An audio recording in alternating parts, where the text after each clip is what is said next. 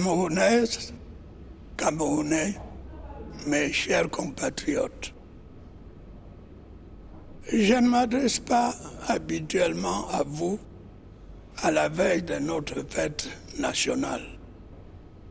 Elle est traditionnellement l'occasion de célébrer dans la joie notre unité nationale ainsi que les valeurs de notre République et de notre démocratie. Aujourd'hui, le contexte est différent. Comme la plupart des pays du monde, le Cameroun est atteint par le Covid-19. Notre système de santé est mobilisé pour combattre cette grave maladie. Diverses dispositions annoncées par le Premier ministre ont été prises pour freiner la propagation. Il est impératif que les consignes qui ont été données, port de masque, distanciation physique, lavage fréquent des mains, soient scrupuleusement respectées. Il y va de la santé de tous et de chacun. Dans ces conditions, il n'était pas possible que les festivités qui marquent notre fête nationale soient maintenues, en raison des rassemblements que cela implique. Ce n'est évidemment pas de gaieté de cœur que j'ai dû prendre cette décision. Mais ma préoccupation principale étant la protection de la santé de mes compatriotes, il n'y avait pas d'hésitation possible. La plupart d'entre vous ont bien compris que devant le danger sournois que représente le Covid-19, il convenait de mettre de côté les querelles politiciennes et de présenter un front commun. Certains dirigeants politiques qui n'appartiennent pas à la majorité gouvernementale se sont exprimés dans ce sens. Je les en remercie.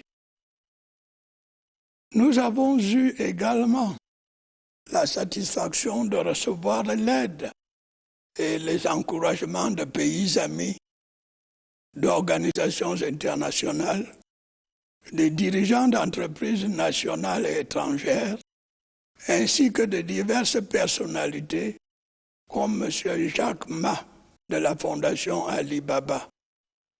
Je veux ici les remercier en votre nom. Mes chers compatriotes, la première chose que je voudrais vous dire en ce jour est de ne pas céder à la panique et de ne pas croire les fausses informations véhiculées par les réseaux sociaux notamment. Le défi est certes grand, mais nous sommes capables de le relever ensemble, comme nous l'avons fait en de nombreuses autres circonstances. Je veux aussi que vous sachiez que le gouvernement, sous mon impulsion, fait le maximum possible pour nous sortir de cette grave crise sanitaire. Comme je l'ai dit, les mesures de protection ont d'ores et déjà été prises pour contrer la propagation du Covid-19 sur notre territoire. Malgré cela, le nombre de personnes infectées augmente de jour en jour, apportant la preuve que la lutte contre cette pandémie est complexe et difficile. J'invite donc chacun de vous à s'y impliquer personnellement. Il est essentiel que les mesures qui ont été indiquées soient absolument respectées par chacun de nous. C'est une des conditions de la victoire que nous voulons tous remporter contre ce virus. J'invite particulièrement tous les responsables politiques, tous les hommes de religion, tous les leaders d'opinion, tous les responsables d'associations, tous les chefs traditionnels et tous les corps constitués à continuer à s'investir pleinement dans ce combat contre le Covid-19. Bien entendu, tout ceci dans le cadre fixé par le gouvernement et dans le respect des lois et règlements de la République. Mes chers compatriotes, sans plus attendre, je voudrais m'associer à la douleur des familles qui ont perdu leurs proches des suites de cette terrible maladie. J'adresse mes encouragements aux malades encore hospitalisés dans nos formations sanitaires et leur souhaite un prompt rétablissement. Je demande par ailleurs aux personnes testées positives de respecter scrupuleusement les règles de confinement. Je tiens également à saluer l'extrême courage du corps médical camerounais et de ceux qui l'assistent. Avec les moyens qui sont les nôtres, ils font le maximum pour soigner les personnes infectées. En effet, ils ne baissent pas les bras face à la gravité de l'infection au Covid-19. La nation, par ma voix, les en félicite et les encourage à persévérer dans cette voie. Comme vous le savez, depuis l'apparition de cette pandémie dans notre pays, à côté des mesures de protection dont j'ai déjà parlé, un fonds spécial de solidarité nationale pour la lutte contre le coronavirus a été mis en place.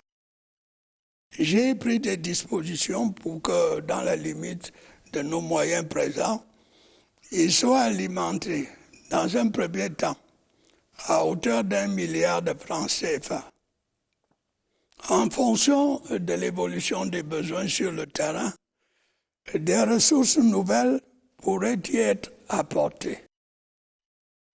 C'est pour moi le lieu de féliciter les concitoyens qui ont déjà versé des contributions.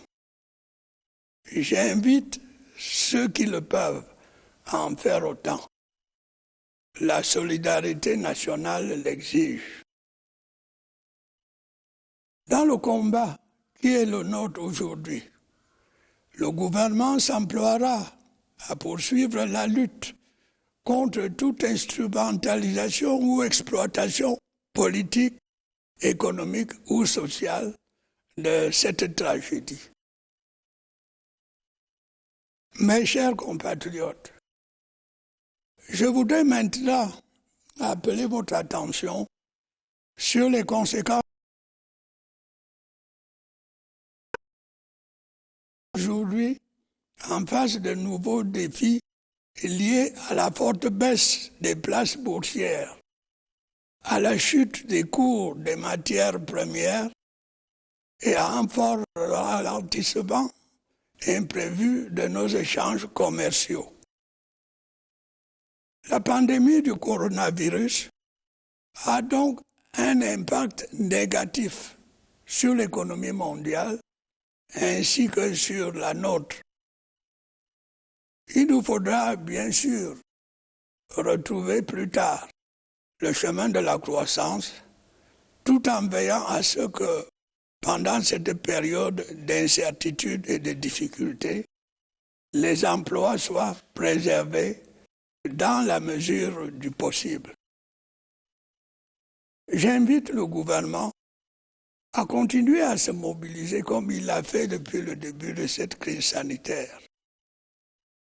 Dans un contexte social inédit, il devra en particulier se montrer ingénieux et inventif pour maintenir nos équilibres financiers, contenir le taux d'inflation, assurer la continuité du service public, notamment dans le secteur éducatif, et réguler l'activité économique de manière à sauvegarder la stabilité et la paix sociale.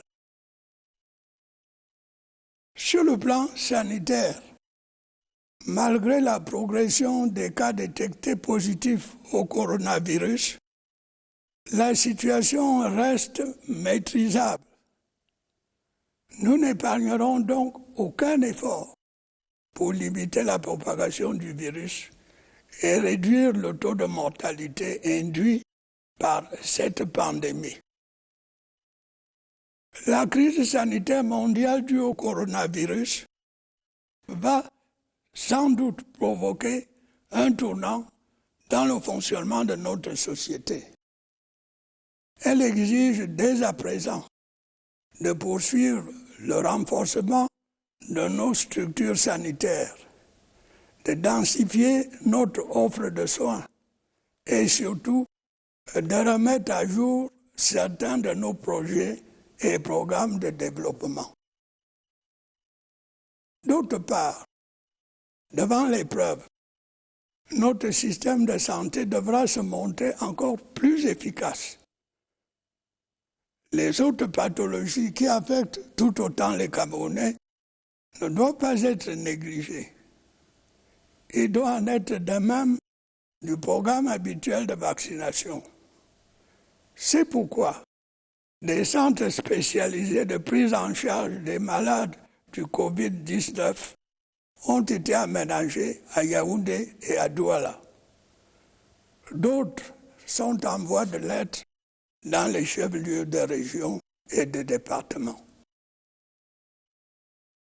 Mes chers compatriotes, avant de conclure, j'estime nécessaire de revenir quelques instants sur les mesures de protection mises en œuvre pour enrayer la propagation du coronavirus. La plupart sont déjà appliquées et contribuent certainement à ralentir la diffusion de la pandémie. Mais, en considération de l'évolution de la situation sanitaire et des effets du Covid-19 sur notre vie économique et sociale, un certain réajustement devenait indispensable. J'ai alors instruit le Premier ministre, qui s'était déjà exprimé à 2 reprises sur ce sujet, de reprendre la parole pour annoncer de nouvelles mesures et en adapter d'autres déjà en application. Ce qu'il a fait le 30 avril avec toute la clarté nécessaire. Sans revenir sur le détail des 19 mesures édictées à la fin du mois dernier, je voudrais en préciser l'esprit. Il s'agissait essentiellement d'atténuer l'impact de la pandémie sur l'économie nationale et sur la vie des ménages les plus fragiles. En tirant les leçons encourageantes de notre stratégie de riposte contre le Covid-19, il a été possible de prendre des mesures d'assouplissement et de soutien au bénéfice des secteurs économiques concernés et des personnes les plus touchées par la pandémie. Ces mesures visent notamment à faciliter la vie sociale et les déplacements des individus, à suspendre le versement de certains impôts, taxes et cotisations, à soutenir les entreprises en difficulté et à relever le niveau des allocations familiales et de certaines pensions. Il va de soi que ces assouplissements ne nous dispensent pas d'observer les gestes barrières visant à limiter la propagation de la pandémie, et en particulier le port du masque dans l'espace public, ainsi que l'interdiction des rassemblements. Je demande donc aux Camerounaises et aux Camerounais de faire confiance au pouvoir public. Le gouvernement est pleinement conscient de la gravité de la situation et est prêt à prendre toutes les mesures nécessaires. Déjà, je peux affirmer ceci. Dès qu'un traitement sera disponible, le nécessaire sera fait pour le mettre à la disposition de nos concitoyens. Avant cela, le port du masque dans l'espace public restera obligatoire jusqu'à nouvel ordre. À cet effet, l'industrie locale doit continuer à s'investir dans la fabrication des masques et des gels hydroalcooliques, dans le strict respect des normes prescrites par le gouvernement et l'OMS. Je sais pouvoir compter, une fois de plus, sur votre patriotisme, votre sens des responsabilités et votre courage pour qu'ensemble, nous parvenions à vaincre ce fléau qui touche la planète entière. Dans ce cadre, évitons de stigmatiser ceux qui sont atteints par la maladie. Chacun doit se sentir concerné et apporter sa contribution au combat contre la propagation de ce virus. N'oublions pas que la négligence d'une seule personne peut nuire gravement à l'ensemble de la communauté. Ne baissons donc pas la garde. Camerounaises, Camerounais, mes chers compatriotes, vous l'aurez compris, il nous faudra beaucoup d'efforts pour mener la lutte contre le Covid-19, qui peut devenir une menace à la stabilité de nos États. Dans cette période difficile, nous devons rester un peuple uni, solidaire et discipliné. J'en appelle donc à une sorte d'union sacrée de toutes les forces vives de la nation pour combattre la pandémie du coronavirus. Je salue à ce propos une nouvelle fois l'attitude de la quasi-totalité des dirigeants politiques et des autorités religieuses qui ont accepté de se joindre à ce combat national. J'encourage également tous les efforts visant à mettre au point un traitement endogène du Covid-19. Consacrons toutes nos énergies à la lutte contre cet ennemi commun. Vive la République, vive le Cameroun.